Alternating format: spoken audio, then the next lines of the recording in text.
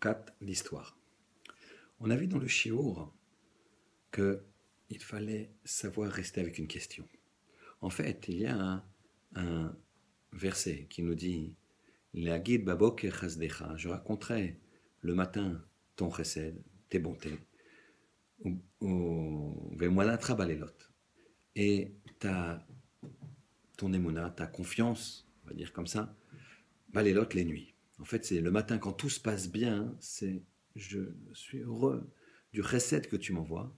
Et la nuit, c'est synonyme quand tout se passe mal, j'ai la émouna, j'ai la foi, j'ai la confiance.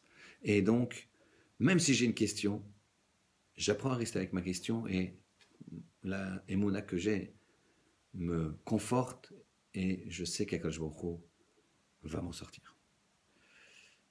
Et l'histoire suivante est extraordinaire et nous montre comment Emunatra Balilot, il faut avoir confiance en Kadosh Baruch Hu, même quand tout va mal, il faut savoir rester avec une question. Il y avait dans un village en Russie un roi d'une province, un duc, qui avait décrété que les Juifs devaient être expulsés, sauf s'ils arrivaient à faire entre guillemets un duel comme ça avec le curé de cette ville et en sortir gagnant.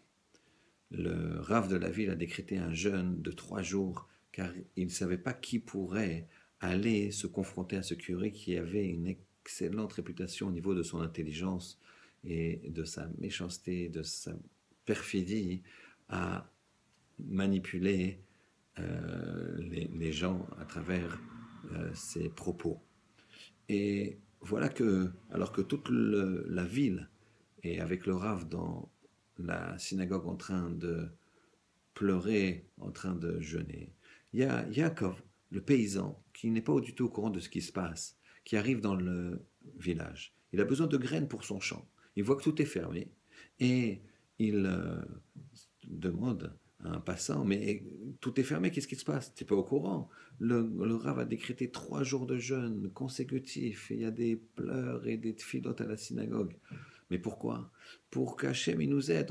Il n'ose pas envoyer une personne aller contre le curé et on attend la délivrance d'Akadosh Baruch Hu. Ils sont là avec une solution, ils n'arrivent pas à la trouver, mais le Rav a confiance dans les tfilotes et il prie. Le paysan lui dit ben, moi je veux mes graines. Bon, si c'est que ça, je vais y aller moi à la ville. Le passant fait pas attention à propos du paysan et le paysan va directement à la ville des non-juifs et là demande audience au duc. Le duc le voit, un paysan, c'est ça que les juifs nous amènent pour combattre entre guillemets le curé. D'accord, si c'est ça. Il organise pour le lendemain matin, devant toute la ville, le duel avec le curé. Le curé regarde le paysan de façon méprisante.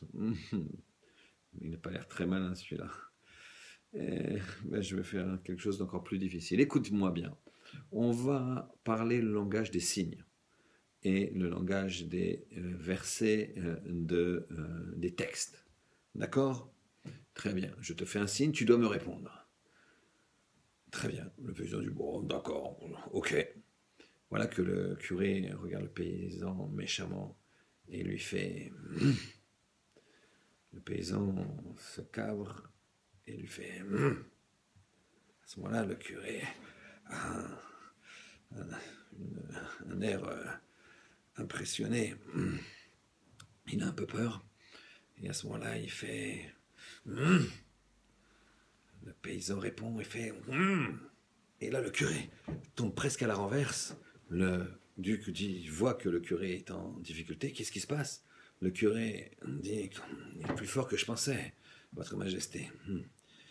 Il réfléchit et il sort de son sac une bouteille de vin qu'il pose sur la table comme ça, avec un sourire vainqueur.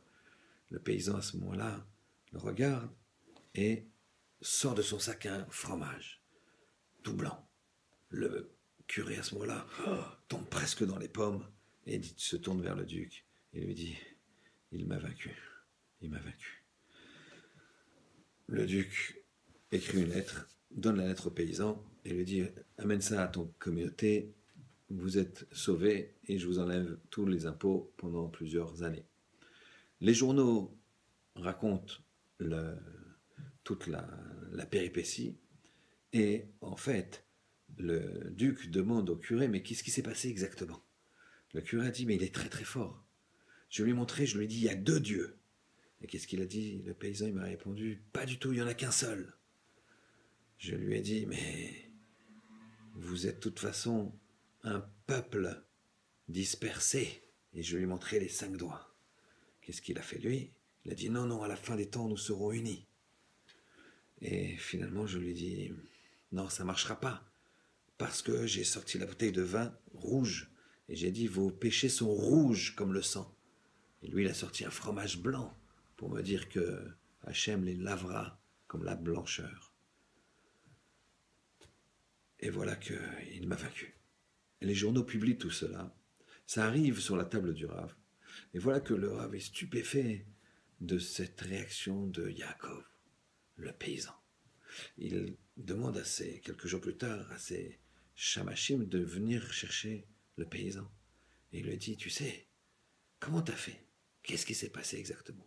J'ai eu foi en Akadosh Baruch Hu, vous avez bien eu foi en Hachem, vous avez votre question, ou qui c'est qu'il faut envoyer, vous ne saviez pas répondre, j'y ai été.